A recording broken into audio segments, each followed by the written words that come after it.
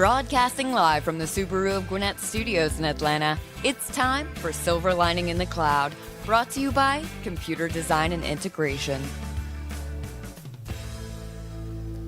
Good morning, Atlanta, and welcome to Silver Lining in the Cloud, where we talk with business leaders from Atlanta and the surrounding communities. Silver Lining in the Cloud is sponsored by CDI Managed Services, where we provide outsourced IT consulting and integrated solutions. I'm your host, Nicole Toptosh.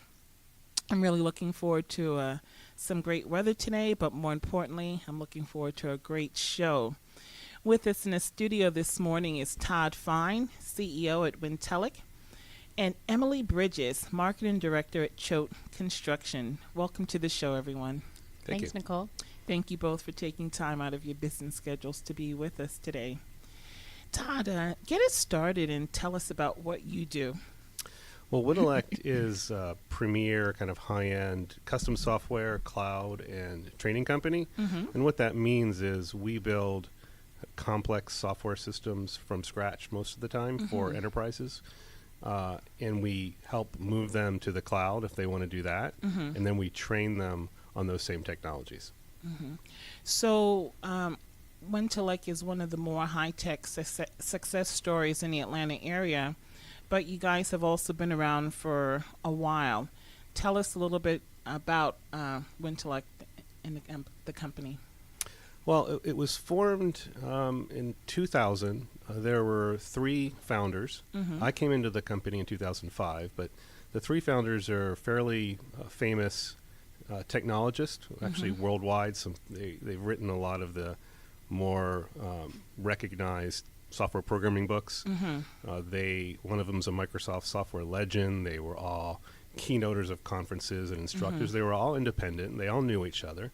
And one day in 1999, they were sitting around the table and said, you know, we're all these kind of three famous guys independently, but we're all just doing our own thing. Why don't we create a company around our brand? Right. And they formed the company in 2000 as initially a training company. And when I say training, I mean very hardcore, deep technology training. And they were profitable from day one, right as that huge recession happened. They've been profitable every year. Even from that first year, they became Microsoft's number one outside training vendor worldwide. I mean, the last couple of years we've been in Beijing and Shanghai and Microsoft Latvia, and they were doing all that training. And then in 2005, they brought me on because people were always asking them to actually build software instead of just train them on it. And they didn't know how to really do that. So in 2005, we added what we call consulting, which is that application development part. Right, and we built a reputation there. Of course, the move to the cloud came, so we added that. And we added a subscription online trading service in 2013. So still very much our core about just building the best software out there and training people to do it with a really huge brand in our, again, little niche of the world. It's a big name, kind of, but a small company. So subject matter experts, authors, over 30 books. That's pretty huge, and hundreds of articles as well. Now, I understand that you guys have won a host of accolades as well. Can you tell us about some of the recognition that Wintellect has received over the years? Well, there's been various, awards. I don't want to, hype ourselves too much in that kind of a bragging kind of way. We've won, Gold Partner here or Partner of the Year there, Inc. 500 type of thing. But the most recent one actually came last year, which I am fairly proud of. So I am going to brag a little bit because it's hard to get. We won the Worldwide Microsoft Channel Partner of the Year for 2018. And that is huge. Given that there's many, many thousands of partners, it was completely unexpected, by the way. But there's only one of them, right? So that was a pretty nice award, and it kind of shows the depth of the reputation and the quality of work we do. Right, and the power of the relationship that you've had with them over the years. Now, with technology changing, what are some of the more cutting edge technology trends that you see coming in the high tech world, and how does Wintellect navigate those changes? Well, one of the reasons I'm in the IT world, it's a paradox, right? It's very stressful, because it's never stable. Uh-huh. But it's also very fun because you're constantly challenged. Very innovative. Yeah, I mean, and we have debates all the time of internally with our team of what do we want to pick next as our next bet. I see this. Some of them work out, some of them don't. But the two of the biggest trends right now are cloud. Everything's moving to the cloud. I mean, you're talking about, $1 trillion, revenue stream globally. And we but we added the whole cloud side to our business, maybe starting about 5 years ago. And now it's the bulk of our consulting business. So the cloud trend continues in a big way. And the two other parts I will add is data and AI are becoming the next big wave for sure. Everything's data. First, you get your applications up there and you start, you do everything on your computer now. Then everyone moves everything that they've had, what we call on-premise, to the cloud because it's cheaper and it's faster and there's more services available. That trend is continuing in a huge way. But now, as we all know from reading almost any article, it's data. Data breaches, data hacking, security. But the point is, what is valuable to a company, and this is a generalization, isn't, hey, I have an application up there that I sell. It's the data and information they have. And that is becoming the most key thing. How do you leverage it? How do you manage it? How do you do the analytics on it? And that goes to AI, which, again, you're seeing everywhere, from your Tesla, that can do autonomous driving, to just all the good and bad things you see about how companies are using your data for good purposes and bad. But data and AI is absolutely the biggest wave.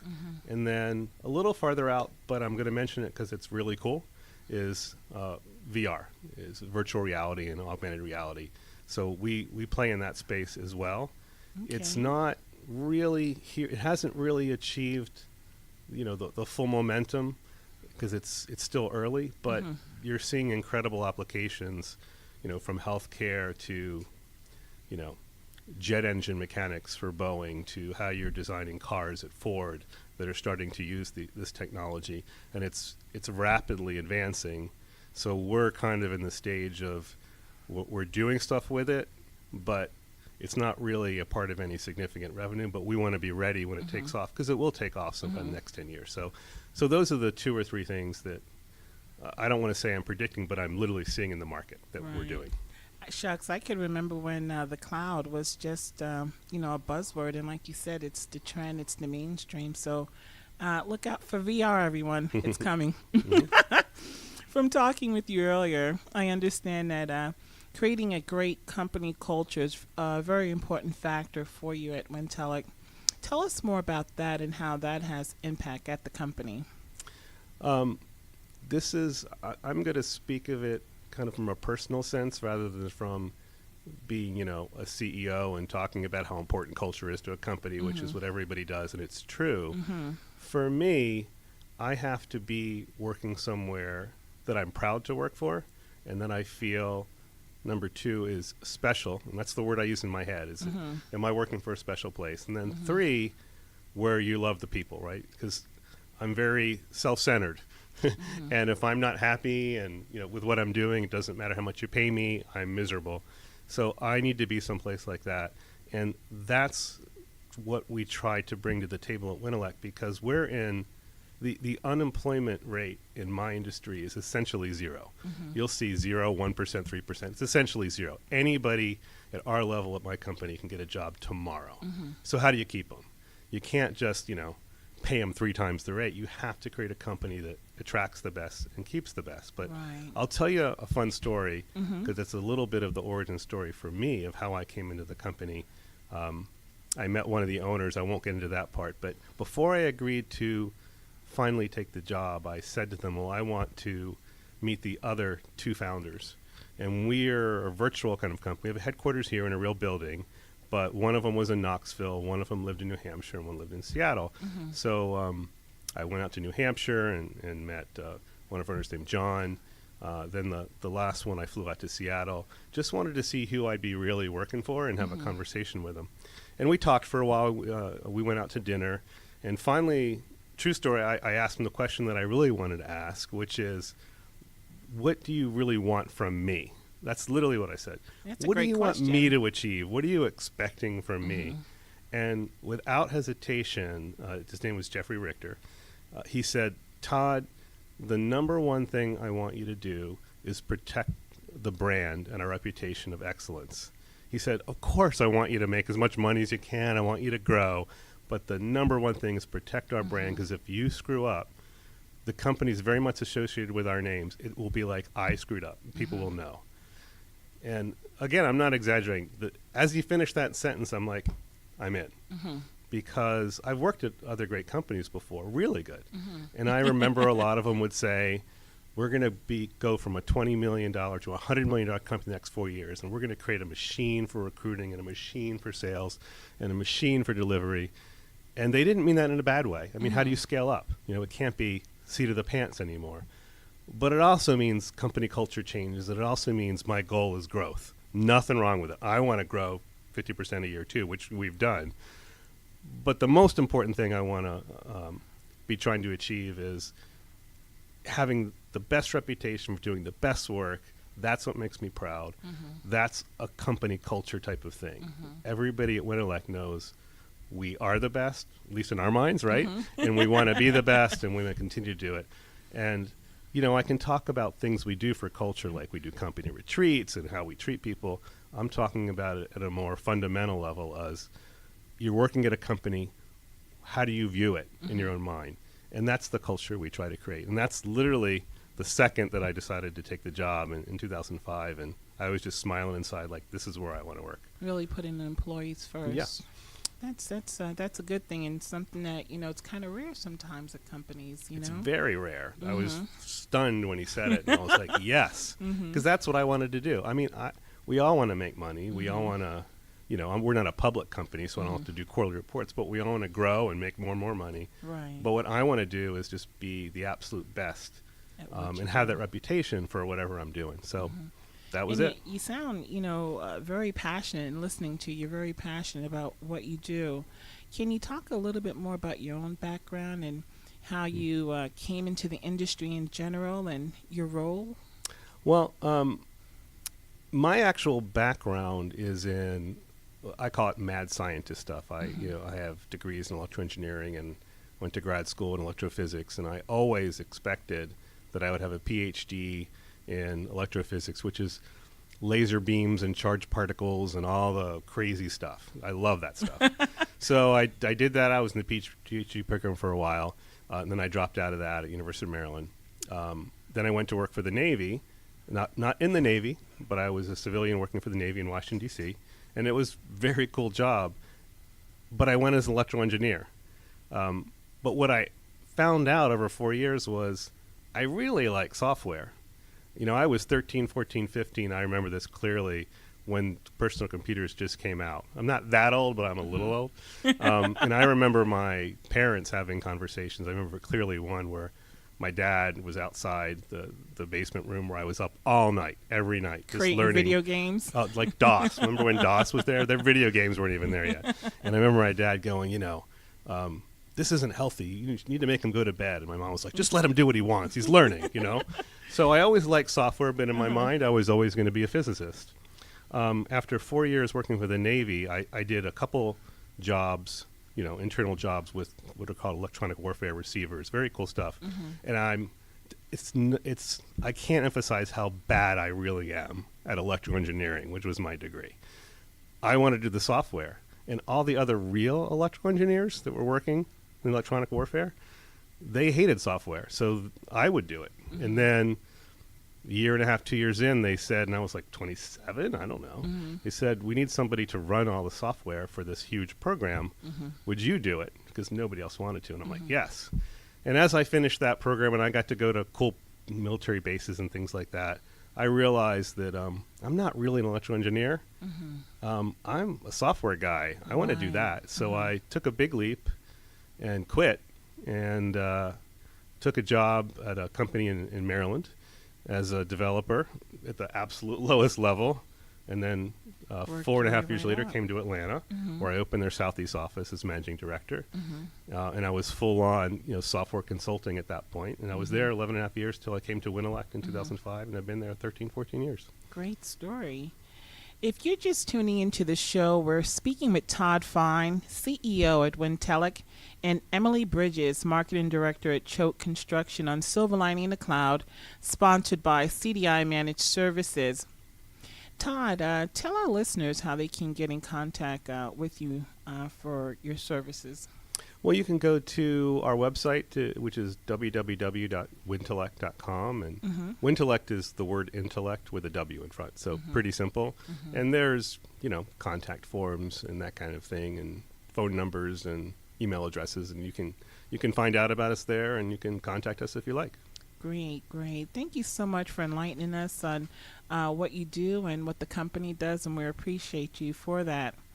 Next up, we have Emily Bridges. Emily, get right into talking about Choate and your role there and what you do. Sure. So I am Choate Construction's Marketing Director, and we are a commercial general contractor. We have 6 offices throughout the Southeast, and we provide commercial construction services. So build everything from automotive dealerships to corporate spaces, senior living to restaurants, manufacturing. I could go on, but we really do just a bit of everything. And my role as a marketing director is really to ensure that we are supporting the procurement process for new work. And that can include a host of things, but supporting that sales process, proposals, presentations, things like that. We also have a lot of brand work that we do, so keeping that reputation intact from a PR perspective, from a relationship perspective, even down to what does our site look like when you drive past it, so a visual perspective. And I work with all of our offices and just love what I do and the people that I work with.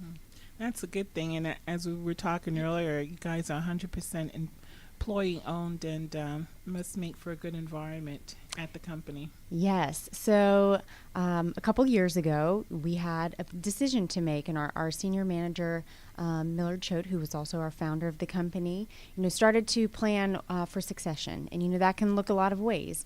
You can liquidate, which is no good. You can sell to a competitor. There are a lot of options out there, but he began considering, along with our senior management, what it would look like to become an ESOP, so employee owned. And other companies that you might know that are ESOPs are Publix, that's a big name. New Belgium Brewing was an early adopter ESOP. And, the reason that the ESOP was so appealing was because if you did those other options in form of succession planning, your culture becomes at stake. If you sell out to a competitor, if you liquidate, there's a high likelihood that culture is going to shift. And just like Todd was saying, how important that is to keep that intact.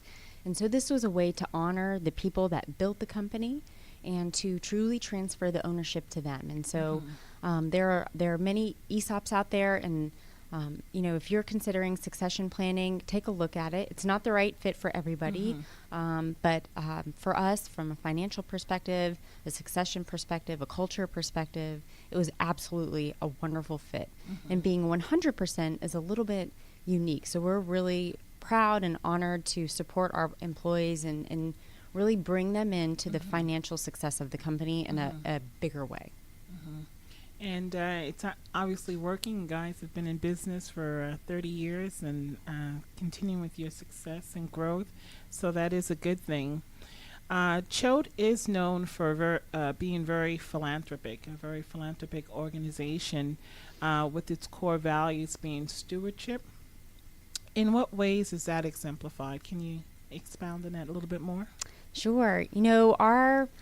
The philanthropy that we do has started from day one, and that comes from Millard Choate and on through our senior managers who just really believe that the success that we have been afforded is a God-given thing, and it's our responsibility to pay it forward. So throughout the company, we do all kinds of charitable events and endeavors. One that spans the company is our support of the Cystic Fibrosis Foundation. And we have been supporting the CF Foundation for 30 years now, as long as the company has been in business. And throughout our offices, we do all kinds of things. We support their events and things that they put on, but we also have some Choate developed events.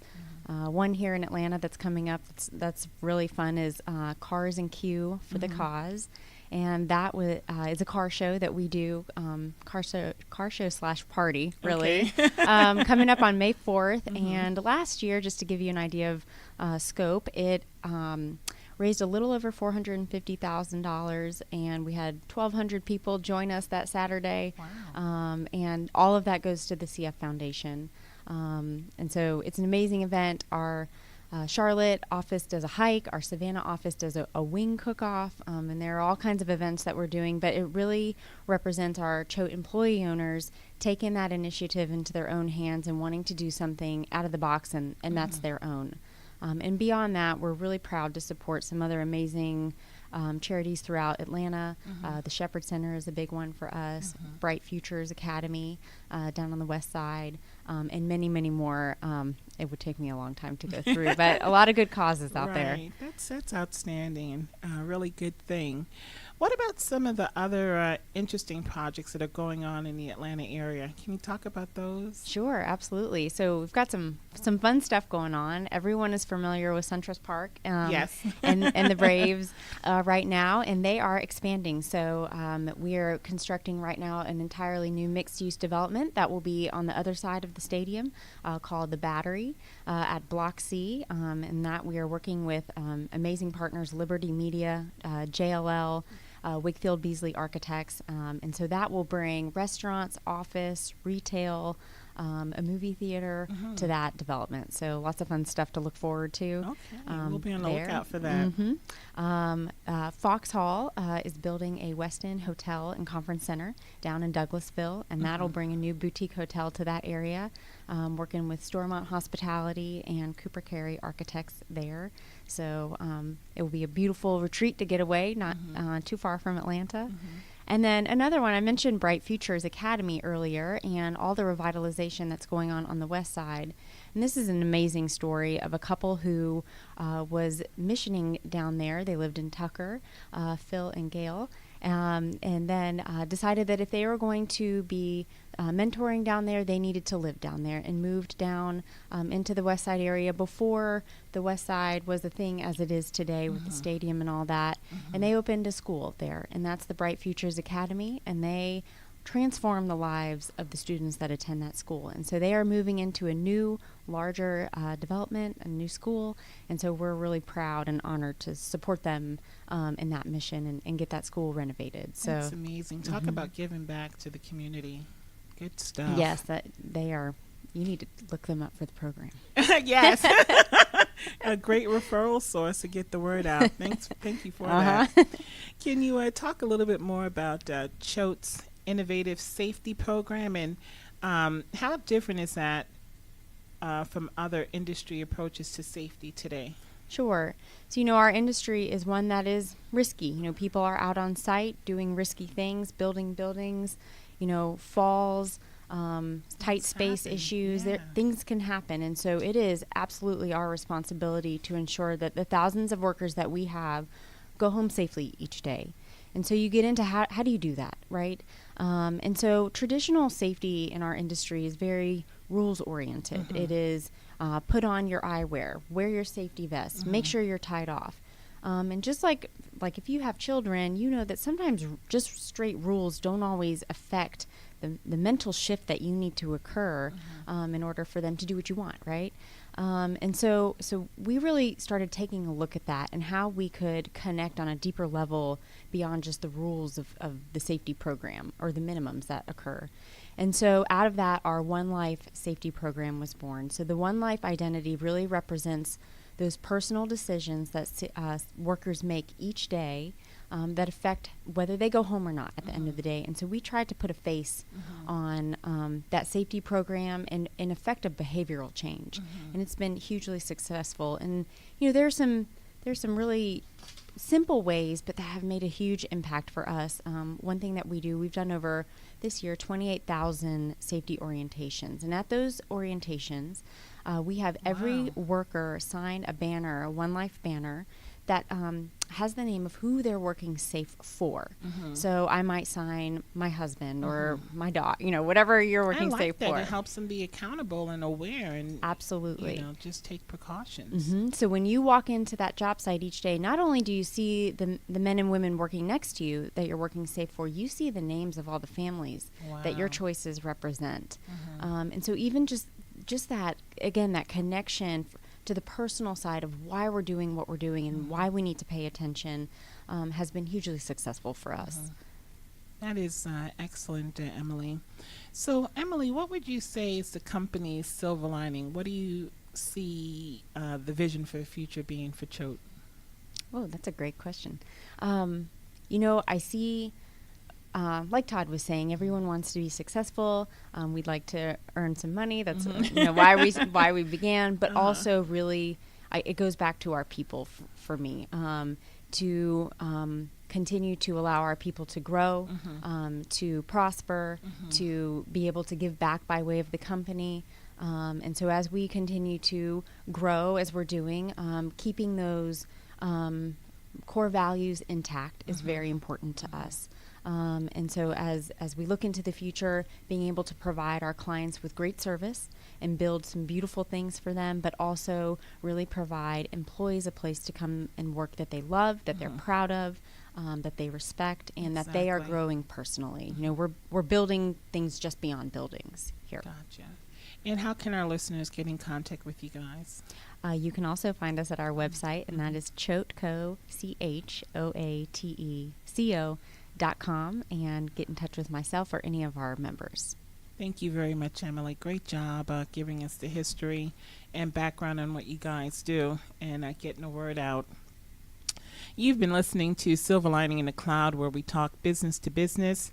Thank you again to our great guests today, Todd Fine, CEO at Wintellect, and Emily Bridges, Marketing Director at Choate Construction. We appreciate you both for what you do for the community. I'm Nicole Toptosh on behalf of CDI Managed Services. As a reminder to listen to this show and other Silver Lining in the Cloud broadcasts, go to GwinnettBusinessRadioX.com. And until next time, remember, when it comes to IT solutions, CDI Managed Services is your silver lining in the cloud.